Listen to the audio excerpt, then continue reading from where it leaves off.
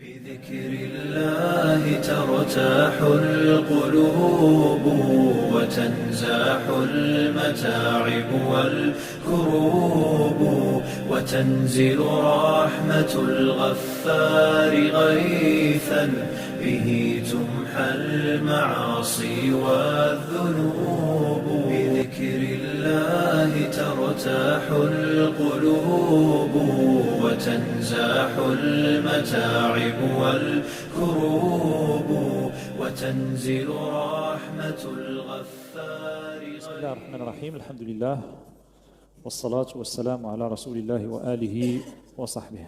أما بعد, toujours un plaisir d'être parmi vous pour discuter de sujets qui concernent notre société. Et aujourd'hui, on va discuter de waqf et de zakat de manière un petit peu approfondie et en essayant de prendre la chose dans son aspect un petit peu sociétal et macro, et en espérant que ce soit utile pour tout le monde, Inch'Allah. Alors, le waqf, c'est une aumône, c'est défini comme étant une aliénation d'un bien destiné à être un lieu dont l'usufruit va bénéficier à une population spécifique. Par exemple, la Kaaba est un waqf, c'est un lieu de prière. Donc, le mot waqf signifie l'inaliénabilité du droit de propriété d'un bien. Donc, à partir du moment où le bien est immobilisé, il ne peut plus être vendu ou changé de propriétaire, et ainsi de suite. Donc, le bien waqf est incessible et inaliénable. Et en général, les savants considèrent que إذا مات ابن آدم انقطع عمله إلا من ثلاث. ومن الثلاث المذكورة الصدقة الجارية, c'est-à-dire que quand le musulman décède, eh bien, le compteur de ses actions s'arrête, sauf à 3 niveaux. Et l'un des 3 niveaux qui a été évoqué, c'est justement as-sadaqa al-jariya. Et les savants ont considéré que la sadaqa jariya, c'était une expression pour exprimer le waqf, c'est-à-dire cette aumône, mais qui n'est pas juste pour une fois, une aumône permanente. Donc la définition du waqf, ça serait habsul asl wa tasbilu al-thamara ou al-manfa'a, c'est-à-dire l'immobilisation d'un bien et la donation de son usufruit. Donc il ne peut plus faire l'objet de vente, d'hypothèque, de donation ou de succession. Le bénéficiaire est défini, donc à partir de là, c'est un peu plus flexible que la zakat. Pour la zakat, on a 8 catégories. Donc les 8 catégories, on est restreint dans la zakat. On ne peut pas choisir une 9e catégorie ou une 10e catégorie. Parce que Allah subhanahu wa ta'ala, dans le verset, à la fin du verset, sur la zakat, il dit faridatan min Allah, une obligation instituée de la part de Dieu.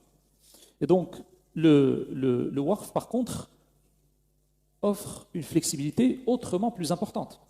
Le waqf peut être waqf khayri, c'est-à-dire un waqf pour le bien-être des musulmans en général, et il peut être un waqf al-ahli, c'est-à-dire pour la famille. Donc, tandis que la zakat est un outil de solidarité intragénérationnelle, c'est-à-dire ça permet de combler des situations de pauvreté permanente ou ponctuelle dans la génération, eh bien le waqf est un outil de solidarité intergénérationnelle, parce qu'il se transmet de génération en génération. Le capital est immobilisé et l'usufruit est utilisé par les bénéficiaires. Donc le waqf consiste à faire don d'une propriété de manière définitive, incessible, et donc à l'immobiliser afin de consacrer ses revenus à une cause choisie par le donateur. Par exemple, on a un donateur qui choisit telle maison de 3e âge, par exemple, qui va bénéficier de son waqf, les personnes âgées, ou par exemple les personnes atteintes d'un cancer, par exemple. Le waqif peut choisir le public qui va bénéficier de son waqf, vu qu'à la base, cet argent lui appartenait. Bien sûr, نحن مستخلفون مستخلفين في يعني المال والمال مال الله فبالتالي يعني nous sommes délégataires de cet argent. Il n'est pas une propriété totale et absolue, tout revient à Dieu. Mais on possède cet argent de manière successive, مستخلفين. Et donc à partir de là, le waqf, c'est l'usufruit du waqf qui va profiter à une population choisie, une population donnée.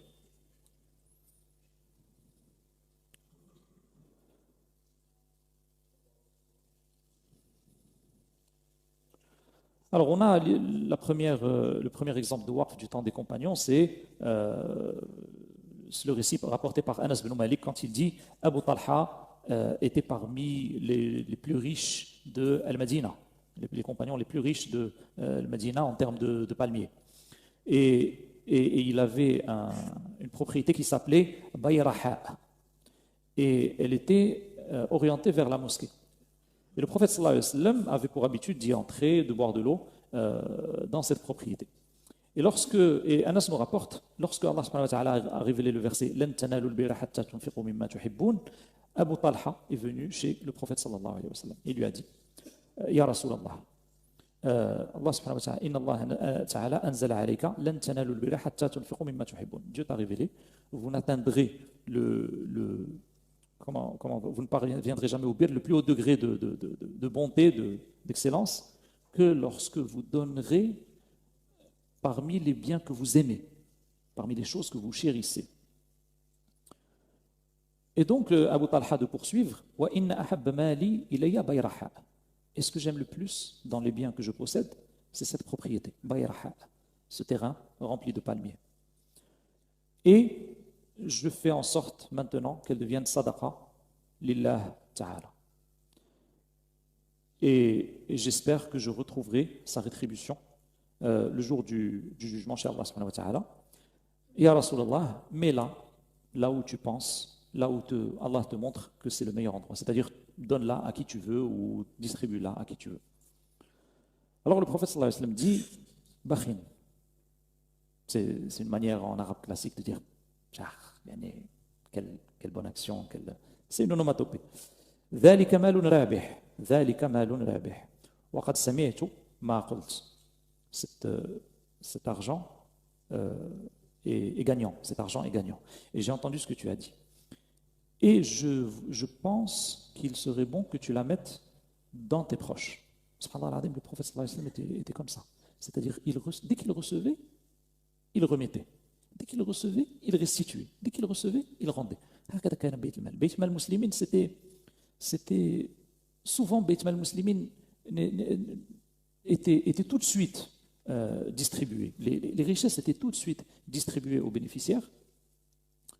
Et là, le prophète sallallahu alayhi wa sallam a orienté Abu Talha pour remettre ses biens dans ses proches, pour avoir 2 ajrs.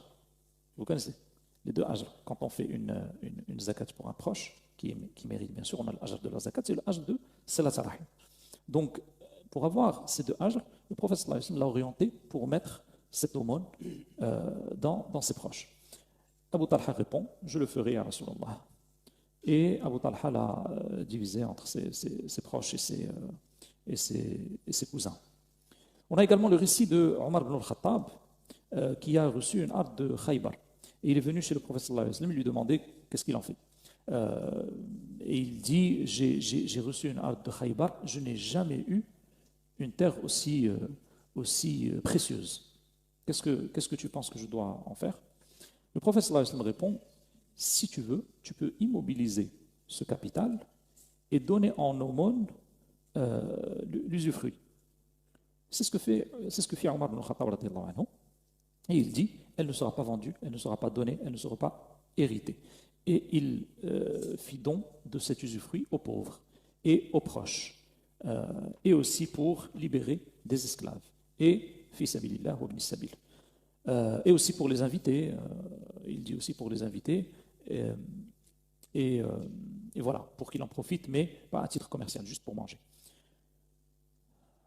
Voilà, donc ça c'est aussi un waqf, c'est un waqf que Omar ibn al-Khattab a fait de son temps. Donc le waqf peut inclure des biens immobiliers, des biens mobiliers, ça peut être des constructions, des puits, ça peut être un bien mobilier comme des animaux, des matériaux de transport, des meubles, ça peut être des biens monétaires. Donc le waqf peut être, comme on a dit, khayri, d'ordre pour le grand public, comme les mosquées, les bains publics, un marché, etc. Et ça peut être ahli, c'est-à-dire destiné aux proches et à la famille. Le concept de waqf a débuté, comme vous le voyez, dès l'époque de la révélation. Et il a prospéré de génération en génération parce que le waqf, c'est comme une courbe, comme une courbe, comment dire, logarithmique si on veut. C'est-à-dire c'est une courbe qui croît et qui progresse de plus en plus, de manière de moins en moins exponentielle, c'est-à-dire de plus en plus doucement. Et ça ne peut être que croissant. Donc imaginez en fait 14 siècles d'accumulation de waqf. On rapporte un récit d'une histoire qui s'est produite à Fès, où il y a eu un incendie, où les titres de propriété ont été brûlés. Donc on ne savait plus qu'est-ce qui appartient à qui. Et il y avait tellement de waqf dans l'ancienne Médina que le sultan de l'époque a décidé que tout est waqf jusqu'à preuve du contraire. C'est-à-dire, tout est waqf, mais si tu as des témoins qui vont témoigner que ce bien t'appartient, eh bien amène les témoins et prouve que ce bien t'appartient. Tellement il y avait de waqf. Donc les waqf, c'était quelque chose qui allait toujours crescendo. Ibn Battuta, le célèbre voyageur, avait mentionné qu'à Damas, en l'an 726 de l'Hégire, il y avait plusieurs types de waqf, tels que le waqf pour effectuer le pèlerinage à la Mecque, le waqf pour contribuer aux dépenses de mariage, le waqf pour les habits, les vêtements, le waqf pour améliorer l'infrastructure, etc., etc. Au cours des premiers siècles de l'islam, le waqf a eu un rôle actif dans le développement social et culturel des sociétés musulmanes. Des revenus issus du waqf ont servi à aider les couches les plus pauvres de la société, ainsi qu'à construire et entretenir des hôpitaux, des mosquées ou encore financer des campagnes militaires. Il était alloué à des causes très diverses, notamment à la construction d'auberges pour les voyageurs, l'aide aux orphelins, les pèlerins, l'installation de fontaines, l'impression de Coran, l'approvisionnement en eau et nourriture, etc. Au Xe siècle, dans la seule ville de Cordoba, on comptait plusieurs centaines d'hôpitaux, dont la plupart dispensaient des soins gratuitement. Là, on parle d'il y a 1000 ans. On parle d'il y a 1000 ans. Vraiment, c'était le cœur du Moyen-Âge. Et donc, des soins gratuitement, issus du waqf, qui assurait le fonctionnement. À Alep, par exemple, Halab, en Syrie, le seul waqf de Moussa Agha Amiri mobilise 7 galeries commerciales, 3 teintureries, 2 bains publics, 82 boutiques, 16 maisons à usage d'habitation et d'autres biens fonciers au bénéfice de la mosquée et de ses œuvres. À la fin du XVe siècle, des fonds de waqf ont également permis de financer l'école de médecine et le célèbre hôpital d'Ar-Shifa en Égypte. Au XVIIIe siècle, près de 4000 personnes vivent des grands établissements religieux du waqf au Caire. En Turquie, le waqf de la célèbre mosquée Süleymaniye à Istanbul, on a à peu près de 1000 personnes qui vivent de son financement. C'est dire à quel point ces œuvres caritatives de bienfaisance persistaient et se développaient. Donc, on a de très célèbres institutions qui ont été développées grâce au waqf, comme par exemple l'université Al-Azhar au Caire, l'université Nidhamia à Bagdad, qui a formé des générations de théologiens, de savants, l'université Al-Qarawiyya à Fès. Donc tous ces célèbres édifices sont du waqf. Donc le waqf a permis l'autofinancement des mosquées. Au lieu de devoir à chaque fois demander des donations, aux fidèles, eh bien, on met en place un waqf, un commerce, une boulangerie, des entreprises qui permettent de subvenir aux besoins de la mosquée de manière permanente et de la rendre autosuffisante de manière permanente. Et c'est ce qui se fait aujourd'hui bien souvent au Maroc. À la construction de la mosquée, il y a toujours une construction de locaux commerciaux qui sont loués pour subvenir aux besoins de la mosquée. Le waqf a permis aussi l'émergence et le développement d'un système scolaire et éducatif depuis l'école coranique jusqu'aux universités. Il a permis également l'apparition des cités universitaires dans les pays musulmans et la création des plus grandes bibliothèques mondiales dans le monde musulman. Il a permis de démocratiser le système éducatif, même dans les campagnes les plus reculées. Et pendant longtemps, l'indépendance matérielle du corps enseignant était liée au waqf en réalité. Donc c'est-à-dire on pouvait avoir des étudiants qui se consacraient à Talab al-Ilm, parce qu'il y a des édifices de financement. Jusqu'à aujourd'hui, à la Mecque, il y a des waqf qui sont destinés aux étudiants originaires du Maghreb. Donc c'est les ancêtres de leurs ancêtres qui ont fait des waqf et qui ont décidé que ce waqf bénéficiera aux étudiants Talab al-Ilm qui viennent de la région du Maghreb. Donc c'est dire que c'est quelque chose de durable. Il a permis aussi l'autofinancement des besoins sociaux des minorités musulmanes dans le monde et en dehors du monde musulman. Donc au niveau religieux, ça permet la construction, l'aménagement, la maintenance des mosquées, la création des centres islamiques, la création de centres spécialisés d'apprentissage du Coran.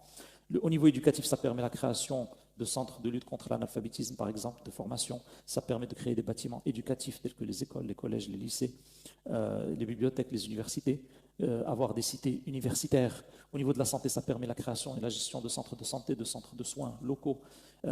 Ça peut financer énormément d'œuvres. Au niveau immobilier et au niveau urbain, ça permet la création carrément de nouvelles villes Par exemple, à Niamey au Niger, vous avez le plus grand bâtiment, c'est un waqf. C'est un centre commercial qui a été mis en place par la Banque islamique de développement sur un principe de waqf. Aujourd'hui, ils sont en train d'étudier la création carrément d'une nouvelle zone dans la ville de Niamey basée sur le waqf. Ça permet la création des ponts, des chaussées, la maintenance des ponts et chaussées dans les zones rurales, etc. Ça permet de financer l'agriculture également, les barrages, les forages. Rappelez-vous le puits que Uthman ibn Affan a mis en waqf. Le prophète sallallahu alayhi wa sallam avait dit Man yashtari al-muslimin wa lahu al-jannah. Ou comme a dit le Nabi sallallahu alayhi wa sallam. Et donc Uthman ibn Affan a décidé de l'acheter du Médinois juif qui le possédait et il l'a mis, il a destiné au grand public. Donc ça c'est un waqf. Ça permet donc, comme on a dit, de financer les forages, de financer l'agriculture et de financer aussi l'industrie, les zones industrielles et les petites et les grandes unités de transformation. Au niveau social, ça permet de financer un certain nombre de destinations. Aujourd'hui, en Mauritanie, vous avez un concept assez sympathique qui s'appelle les taxis waqf. Donc on a des taxis qui sont basés sur le waqf. Et donc financés par quelques donateurs et dont le produit quotidien assure non seulement la juste paye des chauffeurs, mais aussi l'entretien de quelques orphelins. Donc on mêle l'utile à l'agréable. On finance les chauffeurs et on finance aussi les orphelins. Donc pour résumer, le waqf aujourd'hui peut être même développé via des outils financiers comme les soukouk. On a aujourd'hui dans énormément de pays musulmans soukouk al-waqf. En fait, on lève des fonds pour faire un waqf. Et aujourd'hui, grâce à la fintech, grâce à la blockchain, on peut encore davantage démocratiser cet outil et le développer pour le grand public dans la mesure où il est devenu très très facile aujourd'hui de lever des fonds et de faire des smart contracts, ce qu'on appelle les contrats intelligents, pour assurer la pérennité d'un objectif sur lequel se sont mis d'accord les contributeurs. Et tout ça de manière automatique, grâce aux contrats intelligents sur la blockchain. Donc, ce waqf aujourd'hui, si on utilise ces outils financiers, ces nouvelles technologies, on peut financer le domaine religieux, comme le Hajj, comme les mosquées et les universités. Le sultan Hassan de l'époque Mamelouk exigeait par exemple dans le waqf qu'il finance les 4 écoles de jurisprudence. 100 étudiants Hanafi, 100 étudiants Maliki, 100 étudiants Shafi'i et 100 étudiants Hanbali. Et donc c'était un waqf qui bénéficiait à l'ensemble des écoles de jurisprudence. Dans le secteur social, on peut financer les orphelinats, la couverture sociale, les mariages, le takaful, une assurance alternative basée sur la solidarité et non une assurance commerciale, le logement social, les personnes âgées, la rééducation. Énormément de secteurs sociaux peuvent être financés avec le waqf. Au niveau sanitaire, ça peut financer les hôpitaux, les centres universitaires hospitaliers. À Fès, on a les Malistan, les Bimalistan, qui sont des hôpitaux et des hôpitaux psychiatriques qui étaient financés par le waqf. On avait 50 hôpitaux qui étaient à Cordoue, financés par 50 hôpitaux à Cordoue. Aujourd'hui encore, vous voyez dans les anciennes villes impériales comme Fès, comme Istanbul, comme un certain nombre d'anciennes villes impériales, des fontaines vieilles de plusieurs siècles et qui sont toujours opérationnelles. Ces fontaines, souvent, sont financées par des waqf, financées par, ou sont elles-mêmes des waqf. Au niveau éducatif, par exemple, à Damas, au XIVe siècle, on avait 400 écoles waqfiyya. 400 écoles waqfiyya, c'est énorme. À Al-Quds, on avait 70 écoles. Donc, on peut également faire des bourses pour les étudiants à partir de waqf. Financer les bourses, les étudiants défavorisés avec le waqf, les écoles coraniques, les centres de formation, etc. Au niveau culturel, on peut financer les bibliothèques. On avait à peu près une centaine de bibliothèques à Bagdad. Au niveau économique, on peut financer des zones industrielles, des centres commerciaux. Au niveau financier, on peut faire du prêt gratuit. Par exemple, on avait un waqf monétaire à Fès où les personnes en situation défavorisée ou qui voulaient se marier empruntaient un montant et rembourser le même montant, bien sûr, sans intérêt, au waqf. On peut avoir des banques islamiques waqf, on peut avoir des bourses waqf, on peut avoir de la microfinance waqf. Au niveau urbain et agricole, on peut financer des jardins, on peut financer des puits, on peut financer le reboisement, la lutte contre la désertification, on peut financer des barrages, on peut financer énormément de choses au niveau urbain. Au niveau militaire et justice, on peut financer. Le waqf a permis de financer les gardes frontières, il a permis de financer des écoles militaires, par exemple, dans l'Empire ottoman. Il permettait de financer des armées, des juges. Énormément de choses étaient financées par le waqf. Au niveau équipement et infrastructure, on pouvait financer des ponts, des routes, des hôtels d'escale, l'irrigation urbaine, les édifices publics. Énormément de moyens de transport également pouvaient être financés par le waqf. Donc le waqf a énormément d'avantages au niveau de la pérennité, son aspect transgénérationnel, son aspect cumulatif, la flexibilité qu'il offre au niveau des bénéficiaires, la solidité qu'il donne à la société civile. Vous n'imaginez pas combien une société civile qui est financée par le Waqf est indépendante. C'est-à-dire qu'elle n'est pas victime des clivages politiques, des instabilités politiques, des manipulations économiques, etc., etc. La société civile a une autonomie. Et ça permet à toute la Oumma, en réalité, d'avoir une certaine autonomie. Ça allège les engagements du pouvoir central, c'est-à-dire que l'État n'est plus obligé de financer à tort et à travers tout et n'importe quoi. Il est plus flexible, il est moins bureaucratique que l'État régalien parce que Nadir al-Waqf, qui est la personne qui est chargée de diriger le Waqf, c'est une personne qui est dans la localité, qui connaît les besoins de la localité, etc. Ça permet d'avoir une certaine solidarité entre les classes sociales, ça permet de diminuer les inégalités. Et ça permet de diminuer aussi la corruption, parce que la gestion se fait au niveau local. Donc on a moins de possibilités de corruption, puisqu'on a moins d'échelons. À partir du 19e siècle, le Waqf a commencé à décliner, malgré l'intervention, en parallèle avec l'intervention de la colonisation. Le Waqf a été centralisé, tantôt démantelé, tantôt exproprié. Donc le Waqf a subi beaucoup de méfaits suite à la colonisation. Aujourd'hui, le monde occidental redécouvre les vertus du tiers secteur, qu'on appelle le tiers secteur. Aujourd'hui, les plus grandes universités au monde ne sont pas des universités publiques, ni privées. Ce sont des universités basées sur le trust, comme Stanford, comme Cambridge, Harvard, etc. Ce sont des universités basées sur des donations et qui gèrent des richesses énormes par ailleurs. Donc aujourd'hui, le tiers secteur commence à se développer. Il peut représenter en moyenne 5% du PIB, comme on peut le voir dans une étude réalisée en 2010 par par le John Hopkins Center for Civil Society Studies. Il emploie 56 millions de travailleurs, ce qui représente à peu près 5,6% de la population active dans 42 pays étudiés, dont les Pays-Bas, l'Allemagne, la Grande-Bretagne, la France, etc. Et il représente par exemple aux États-Unis 6% du PIB et 9,2% du total des emplois salariés. Donc, pour le Waqf, on est dans un cadre où les possibilités sont énormes. On est dans un mode de financement qui est durable. On est dans un mode de financement qui est collaboratif et qui dépasse un petit peu les générations.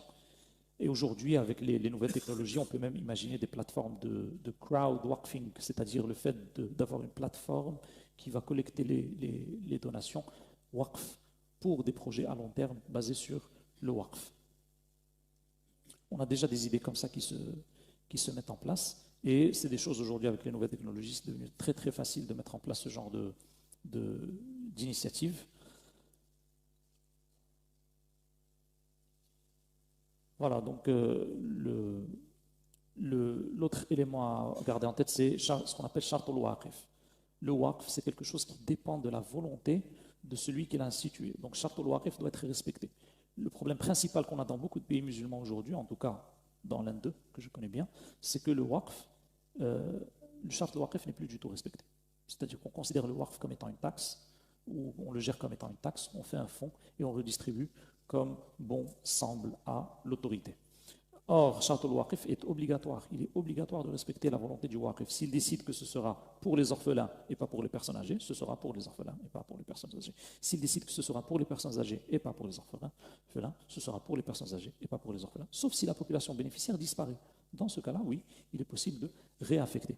Le Nadir al-Waqf, la personne responsable du Waqf, il administre ses biens, c'est l'intermédiaire entre le juge qui le contrôle et les contributeurs qui ont contribué à ce Waqf. Parmi ses principales attributions, le fait de conserver les fonds, le fait d'essayer de produire le maximum de bénéfices et attribuer ces bénéfices. Et parmi les conditions impératives de l'exercice de cette fonction, une moralité exemplaire, une incorruptibilité, une rigueur de gestion, un dévouement et une disponibilité. Le Waqf, bien entendu, doit être conforme à la charia, utilisé exclusivement dans des causes licites, des bonnes causes.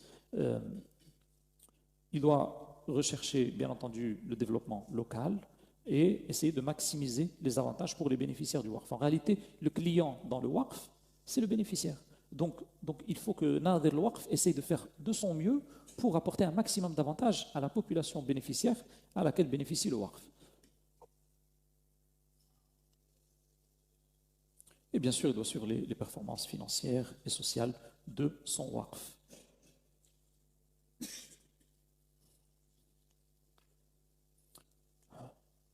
Ibn Ibn Khaldoun évoquait déjà le fait que la science et l'éducation étaient quelque chose qui a été développé notamment grâce au waqf.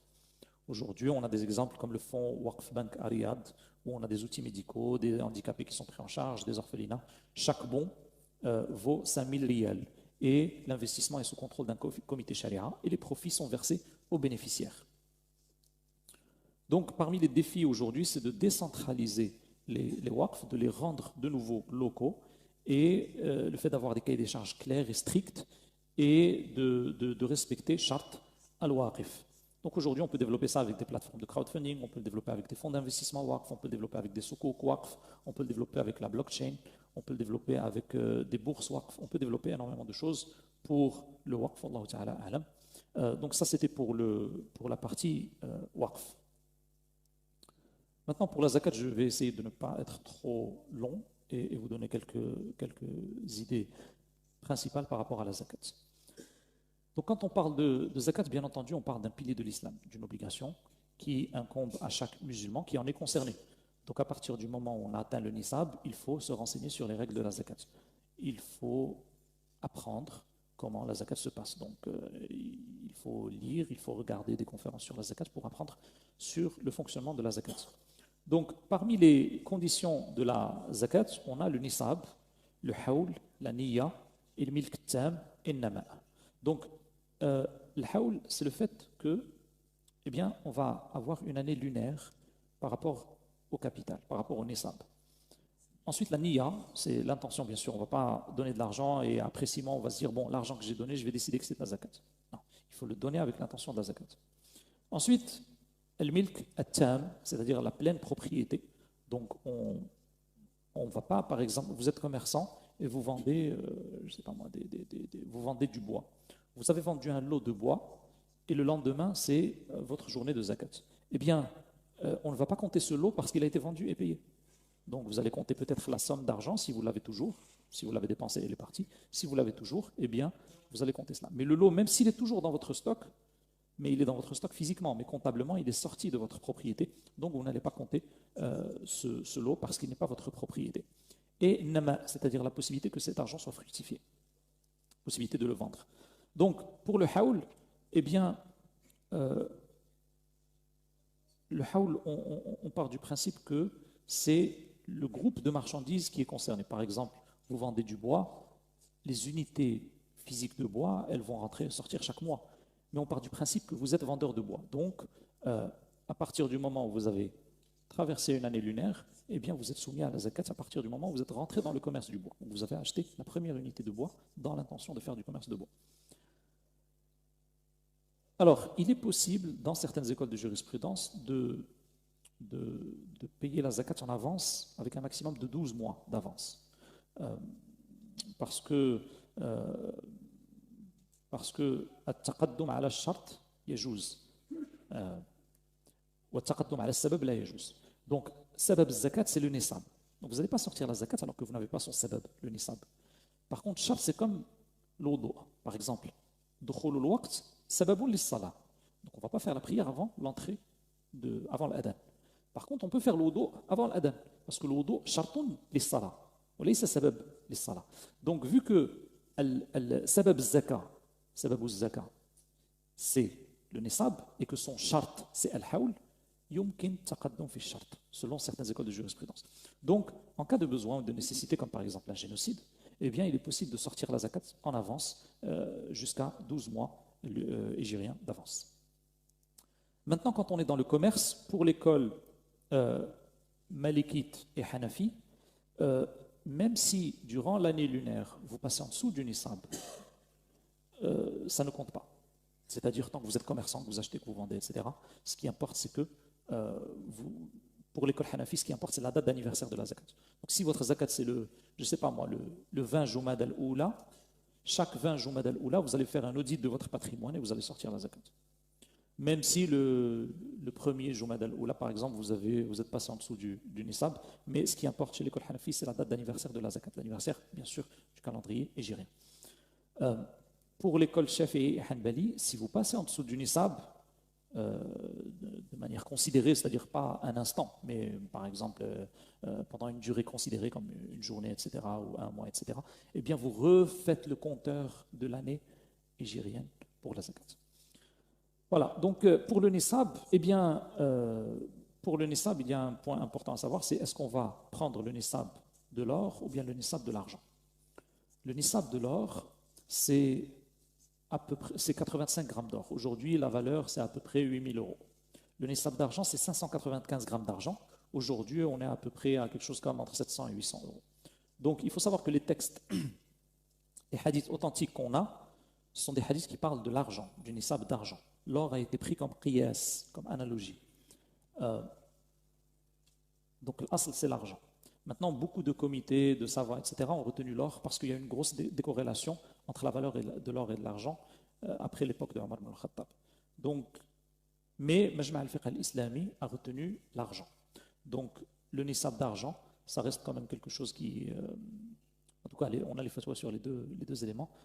Moi, personnellement, je prends le nisab d'argent. Donc, c'est à peu près à partir de 700-800 euros. Et on est considéré comme étant éligible à la zakat. Donc, moi, je ne dis pas soumis, je dis éligible, parce que c'est un privilège de payer la zakat. Donc, on est éligible à la zakat. Donc, ça, c'est par rapport au nisab. Maintenant, parmi pour savoir à qui on va donner cette zakat, eh bien, on a des conditions. Par exemple, chez l'école Hanafi, toute personne qui détient au moins un nisab n'est pas considérée comme étant pauvre. Mais chez la majorité des savants, c'est le kifaya. Le critère, c'est le kifaya, c'est-à-dire est-ce que cette personne ou ce foyer a de quoi vivre. C'est le kifaya. Aujourd'hui, par exemple, dans des pays comme en Europe, le nisab d'argent ne va pas vous payer un loyer. Il ne va pas vous payer un loyer. Donc, on va retenir le critère de Jumhur, la majorité des savants, qui dit que le critère d'éligibilité, c'est al-kifaya. Donc, personne qui est pauvre, qui n'arrive pas à subvenir à ses besoins, est éligible à la zakat. Alors, certains savants disent que la personne qui n'a pas de problème physique, de handicap, et qui a la capacité de travailler, n'est pas éligible à la zakat. Parce qu'il y a un hadith. La hadda fiha li ghani wa la qawiyyin muktasib. Certains savants ont ajouté et qui fait preuve de laxisme. C'est-à-dire qui ne cherche pas de manière active à travailler, qui flâne. Donc, mais de manière générale, les personnes qui sont en bon état physique et qui sont capables de travailler, certains savants disent qu'ils ne sont pas éligibles à la zakat. Et on donne à la personne ce qui convient à sa situation. Donc, par exemple, on ne va pas donner le même montant de zakat à quelqu'un qui a 8 enfants à charge que quelqu'un qui a un enfant à charge. Donc, on va prendre en compte la situation du bénéficiaire. Concernant la femme et les enfants, la femme et les enfants non pubères suivent la situation de la personne dont ils dépendent. Donc, si c'est le père ou si c'est le mari, etc., ils suivent sa situation. Donc, si le père est pauvre, on considère que même la femme et les enfants non pubères sont pauvres. Parce que la nafaqa incombe au père. Donc, si la femme est mariée à un homme qui est pauvre, eh bien, on considère qu'elle-même est pauvre, sauf cas exceptionnel. Par exemple, la femme de Abdullah ibn Mas'ud était riche, lui était pauvre. Et donc, quand elle voulait donner la sadaqa, Abdullah ibn Mas'ud a dit, je suis prioritaire par rapport à la sadaqa. Elle a demandé au prophète sallallahu alayhi wa sallam, elle a dit, est-ce que je peux donner ma zakat à mon mari? Il a dit oui. Donc pourquoi? Parce que son mari n'est pas à sa charge. Par contre, si lui était riche, eh bien, elle est à sa charge, elle est considérée comme étant riche. Voilà. Donc, si le responsable de la femme et des enfants est pauvre, eh bien on considère que la femme et les enfants sont pauvres. Si le responsable de la femme et des enfants sont riches, mari, père, etc., eh bien on considère qu'ils ne sont pas pauvres. Maintenant, on ne donne pas de...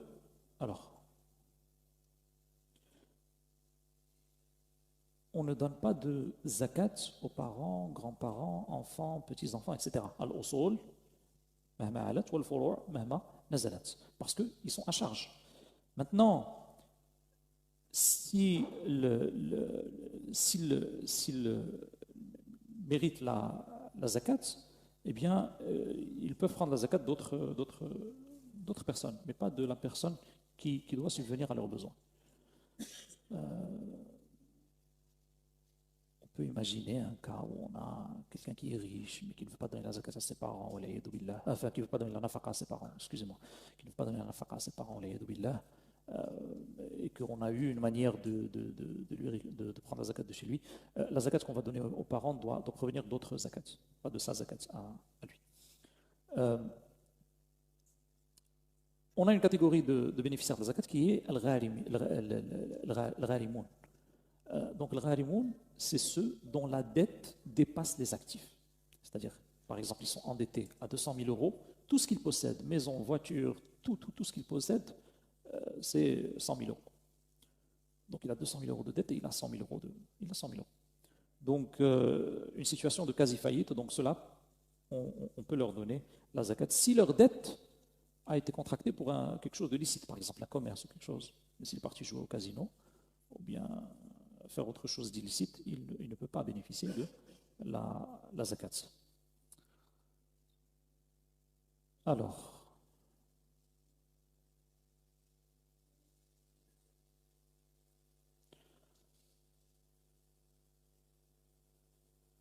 voilà. Donc,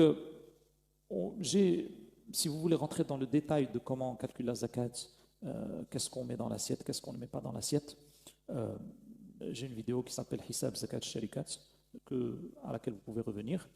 D'une manière générale, dans les entreprises, on va prendre tout ce qui est cash, liquidité, tout ce qui est créance, ce que les clients doivent vous payer, et tout ce qui est stock. On a d'autres éléments comme les placements, tout ça, c'est des choses qui sont selon les normes AWIFI soumises à la zakat. On enlève les créances douteuses. Par exemple, vous avez prêté de l'argent à quelqu'un, ou bien vous lui avez vendu un produit à crédit, mais il est probable qu'il ne vous paye pas. Et la probabilité qu'il ne paye pas est supérieure à la probabilité qu'il paye. Dans ce cas, on enlève la créance douteuse de l'assiette de la zakat. Mais s'il vous paye un jour, vous payez la zakat pour une année. Voilà. Donc, pour laisser un petit peu de temps, peut-être s'il y a des questions, comme ça, on interagit un petit peu, Inch'Allah. Mais ce qu'il faut savoir, c'est que l'un des objectifs de zakat, c'est l'irna'. C'est-à-dire qu'on va essayer d'aller voir quelqu'un qui est en situation défavorisée et l'aider et lui donner la zakat pour qu'il puisse faire fructifier son activité, son commerce, se sortir de la pauvreté. Le but, c'est pas juste de lui donner à peine de quoi survivre. Non, le but, c'est l'irna', c'est-à-dire lui donner de l'argent. L'idéal, c'est que lui, l'année prochaine, il donne la zakat. Donc le but, c'est l'irna'. C'est pas vraiment de lui donner le strict minimum et qu'il revienne l'année prochaine. Mais la zakat, c'est pas. Ce qu'il faut comprendre, c'est que la zakat, c'est pas un acte de bienfaisance ou de charité au sens où peut être la sadaqa. La zakat, c'est un droit. Donc, si vous avez 100 000 euros et que le haoul est passé, les 2 500 euros ne vous appartiennent plus. Donc, c'est pas.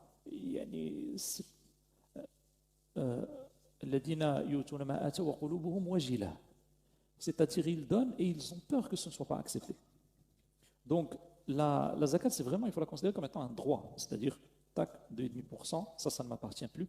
Et il y a un point important que j'ai omis d'évoquer, c'est quand est-ce qu'on va payer la zakat. Alors, il y a beaucoup de gens, il faut savoir que les savants, quand ils ont parlé de donner la zakat en avance, certains l'ont permis, mais ils sont d'accord sur le fait qu'il est interdit de la retarder.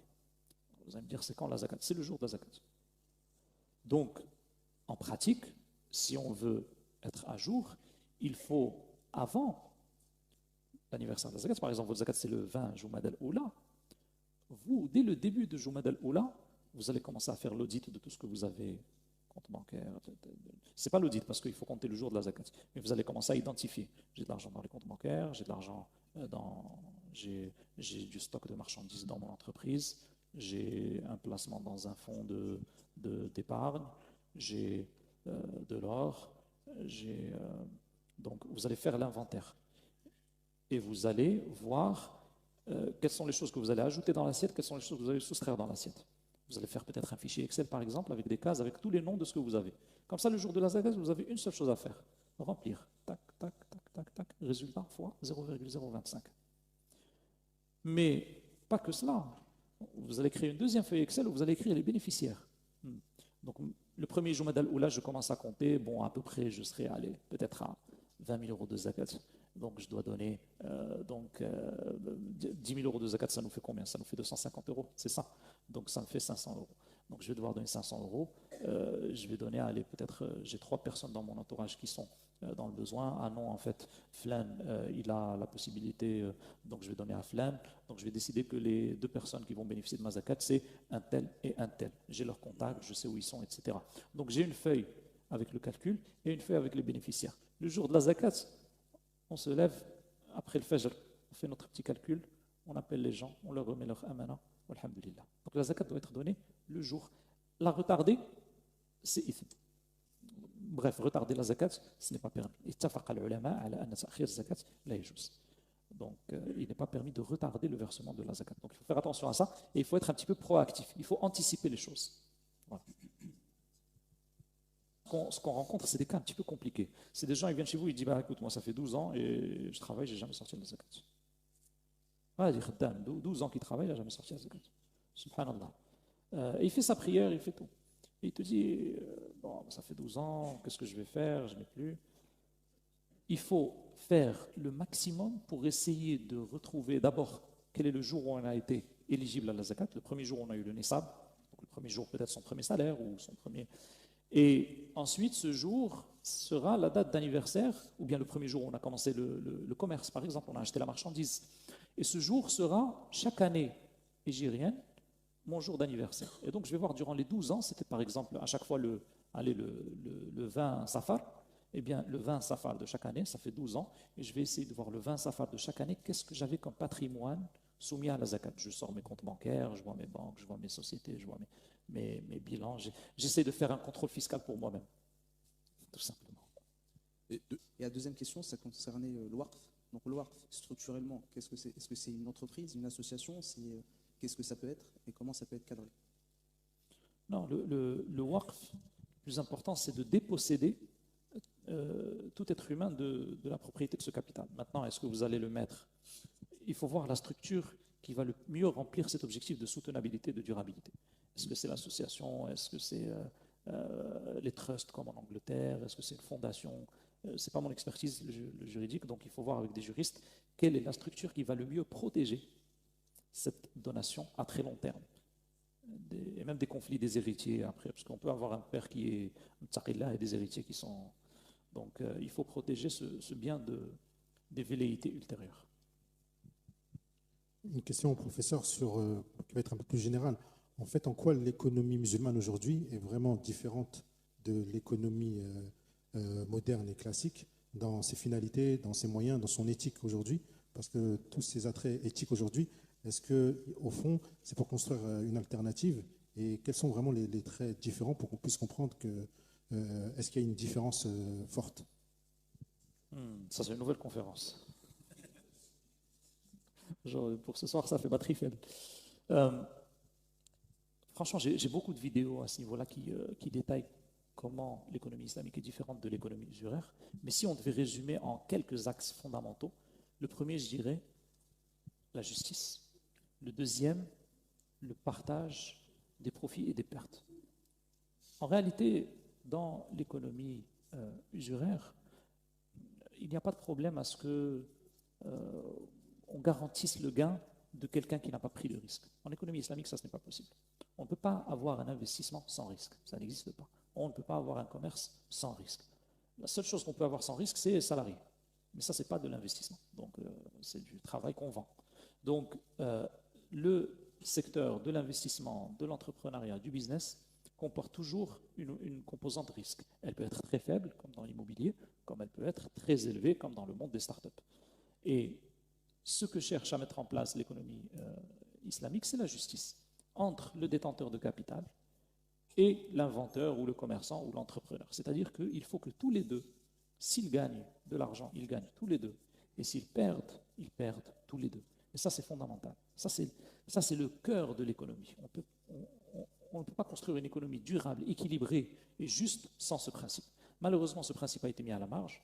Et ça fait qu'aujourd'hui, les crises sont plus sévères dans les économies capitalistes. Les risques sont moins partagés, les inégalités sont de plus en plus criantes parce que tu as une caste qui gagne toujours de l'argent parce qu'elle prend des intérêts et des inégalités de plus en plus croissantes. et une monopolisation de richesse, des gens qui vivent à la marge. Et tout ça, l'économie islamique est là pour le combattre. Et aussi, le fait que le profit, le matériel n'est pas l'indicateur ultime et unique de réussite. Ça aussi, c'est fondamental. Mais sinon, il y a énormément de différences. J'en parle dans le livre. Par exemple, juste dans le domaine financier, il y a 24 segments où il y a une grande différence entre l'économie islamique et l'économie usuraire. Par rapport à la zakat, la première, c'est par exemple, si j'ai 2 biens immobiliers en location, est-ce que je dois prendre la valeur de ces biens immobiliers et les comptabiliser dans la zakat? Non, les biens immobiliers ne sont pas soumis à la zakat pour la location. Ils sont soumis à la zakat quand ils sont destinés à la vente. Tout ce qui est destiné à être utilisé dans un processus d'utilisation, une terre que vous cultivez, une voiture que vous louez, que vous utilisez pour rouler, une maison où vous habitez, tout ce qui est destiné à être utilisé n'est pas soumis à la zakat. Par exemple, dans la faillite en islam, et ça c'est un point que je trouve extraordinaire, celui qui fait faillite en islam, on lui laisse sa maison principale. Bien sûr, si c'est un palais, on va lui donner une maison qui convient, mais on ne va pas garder le palais. Mais on lui laisse une maison principale, et on lui laisse de quoi s'habiller, et on lui laisse aussi sa source de revenus. Donc si c'est quelqu'un qui a un appartement qui vaut par exemple 100 000 euros, et qui a un deuxième appartement qui vaut 100 000 euros, qu'il loue, parce qu'il lui fait rentrer par exemple 500 euros pour manger, on ne va lui vendre ni son appartement principal, ni son appartement secondaire. On le déclare en faillite, mais on ne crée pas un nouveau pauvre. C'est impressionnant. Aujourd'hui, dans les systèmes de droit positif qu'on connaît, celui qui fait faillite, on vend tout, et si ce n'est pas assez, la casse prison. Donc le bien que vous louez parce qu'il vous fait rentrer des revenus n'est pas soumis à la zakat. Si par contre vous achetez le bien pour en faire du commerce, ou vous êtes promoteur immobilier, etc., ça c'est soumis à la zakat. Et donc la deuxième, c'est par exemple si on a une entreprise de commerce, étant donné que l'État sépare ce qui est chiffre d'affaires et bénéfices, est-ce que la zakat, est-ce qu'on la considère quand même totalement sur le prix de l'outil à vendre, ou est-ce qu'on déduit vraiment ce que ça va nous rapporter réellement Alors déjà, la zakat n'a rien à voir avec le chiffre d'affaires ou le bénéfice. La zakat, c'est quelque chose qui est lié au patrimoine, ce que vous possédez. Donc dans une entreprise, typiquement, les plus grosses composantes de l'assiette de la zakat, ça sera le stock, ça sera le cash, les liquidités en compte bancaire, ça sera les placements financiers, bien sûr, on imagine que c'est des placements halal, ça sera les créances clients, parce que les clients vont devoir vous payer. Donc ça constituera les gros postes de la zakat. Et on va estimer les stocks au prix de vente. Prix de vente juste, bien sûr, bien entendu. Donc voilà. Wallahu a'lam.